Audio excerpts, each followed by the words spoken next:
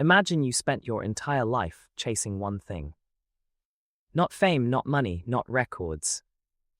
Just a single moment, one trophy, one night where everything you sacrificed, every mile, every tear, every year finally meant something. Now imagine you got it. At 35 years old, after decades of heartbreak, in the greatest final ever played, you finally lifted that trophy.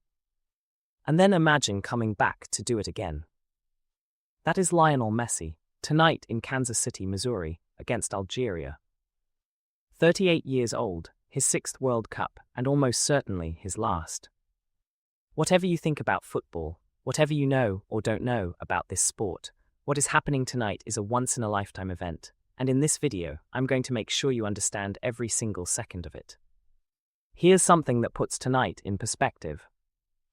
Only 2 human beings in the history of football have ever played in 6 World Cups. Lionel Messi is one of them. Cristiano Ronaldo, his greatest rival, is the other. 6 tournaments, 6 chances, 20 years of international football, and Messi has now confirmed this is the end. In his own words, "I know this is my last World Cup." Think about that, the greatest player to ever live, a man with 116 international goals, 8 Ballon d'Or awards, and every trophy the sport has to offer, is stepping onto a World Cup pitch for the final time. Tonight.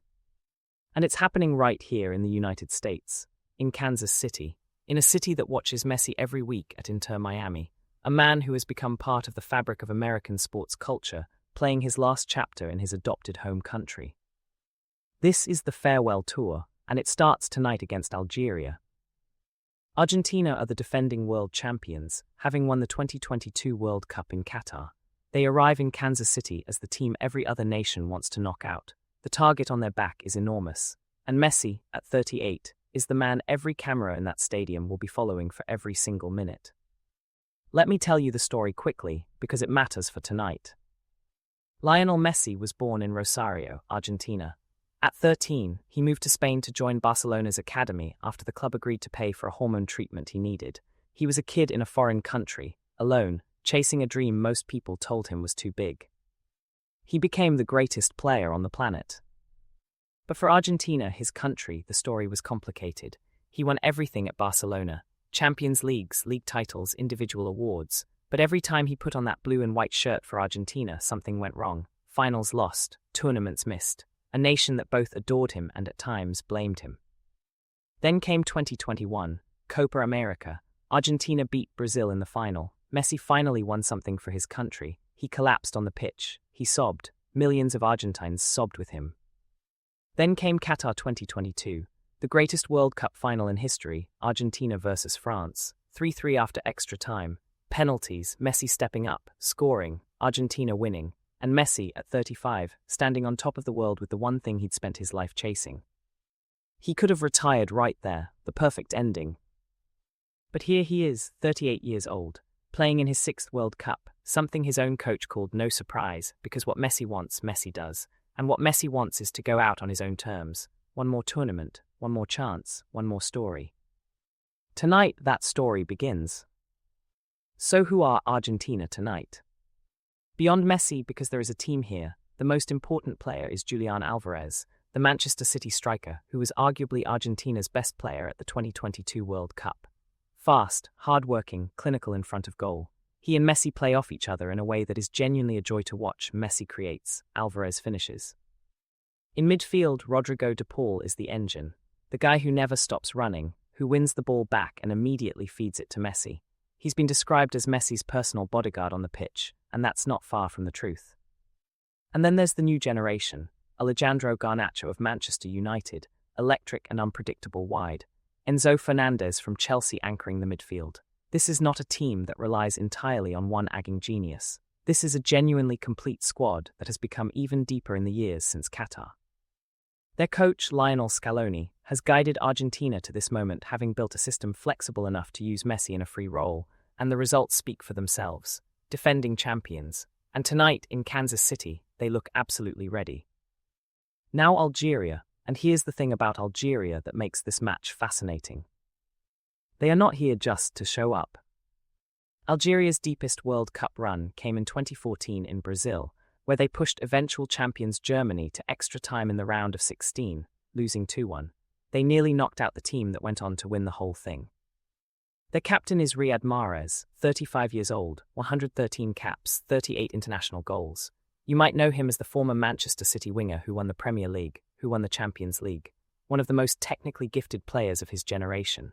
And just like Messi, Mahrez has publicly announced this will be his final international tournament. Think about that, tonight's match is not just Messi's last World Cup opener, it's Mahrez's too, two legends, both 35 and over, both wearing the captain's armband, both playing for the last time on the biggest stage. That alone makes tonight unmissable.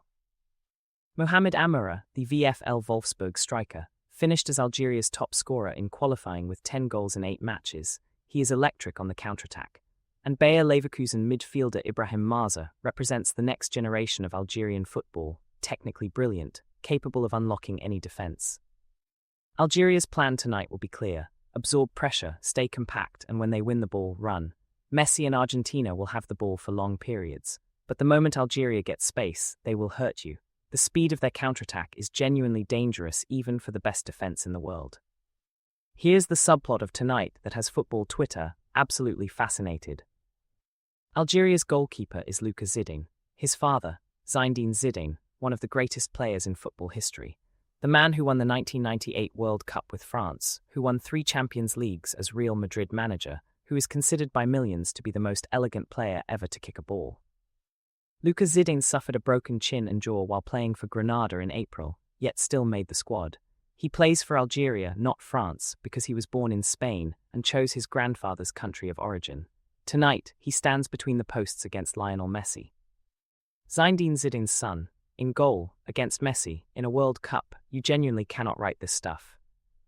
And one more thing, Argentina and Algeria have met only once at senior level, in a 2007 friendly that Argentina won. That's it, nearly 2 decades of separation. Tonight is the real test.